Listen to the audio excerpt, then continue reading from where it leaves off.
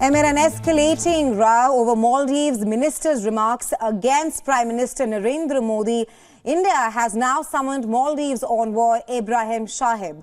Earlier, the Maldives government suspended 3 deputy ministers over their remarks. And the move comes after New Delhi officially shared its concerns with Male over the matter. Maldives High Commissioner Shahib was summoned to the Indian Ministry of External Affairs.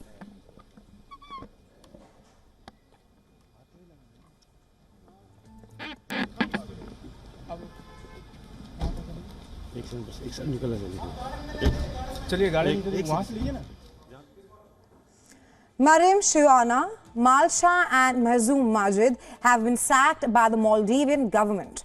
The remarks followed Indian Prime Minister Narendra Modi's visit to Lakshadweep. Maldives government spokesperson Ibrahim Khalil has confirmed the suspension. The incident has sparked diplomatic row between the neighboring countries. Apart from a massive social media outrage, many Indian stars and political figures also condemned the distasteful remarks. This despite one of the ministers deleting her tweets. The Maldivian political class has also condemned the actions. In a post on the social media platform X, Maldives National Party has referred to the derogatory comments and remarks made by the ministers as unacceptable. On the other hand, Maldives Democratic Party released a statement demanding appropriate action against those senior officials. The Maldivian political class has also condemned the actions. Fariz, the president of the Maldives Reform Movement, has called on the government to take action against public officials who disrespect heads of states and high officials of friendly countries. The Maldives National Party also posted on social media platform X against, and I'm quoting here, racist and derogatory remarks. The allied nation has also issued an official statement regarding the issue. It says that Shiwana's opinions are personal and they do not represent the views of the government of Maldives. It also mentions that relevant government authorities will not hesitate to take action against the remarks in the future. On the other hand, several travel service providers in India have also cancelled bookings and flights to Maldives. The former Vice President of Maldives, Eva Abdulla, also reacted to the incident. I think this is very uncalled for, and I think this is a very sad incident, which should not happen actually, because when you are in a elected position, you should not engage as an activist.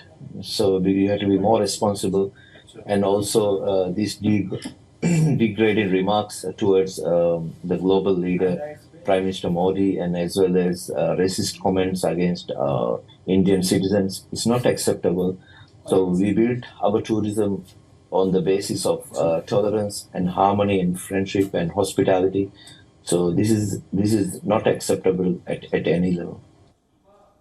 For more on this, Maldives' former Deputy Speaker and current Member of Parliament, Eva Abdulla, spoke to our principal diplomatic correspondent, Siddhant Sibbal. Take a listen to this exclusive conversation.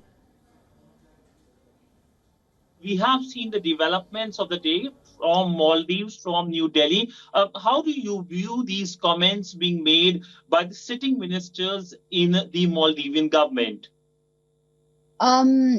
It's quite shameful. The comments by the Deputy Minister are simply unacceptable. They're hateful, spiteful, and such racist remarks are simply intolerable. Across the political spectrum, political parties have condemned these remarks by the government minister.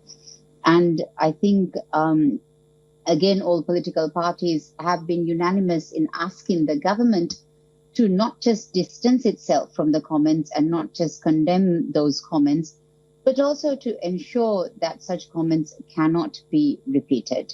The ministers have been suspended, but my personal view is that the government must issue a formal apology to India. These comments by the minister target all Indian people. And it's an embarrassment and a shame for all of us here in the Maldives.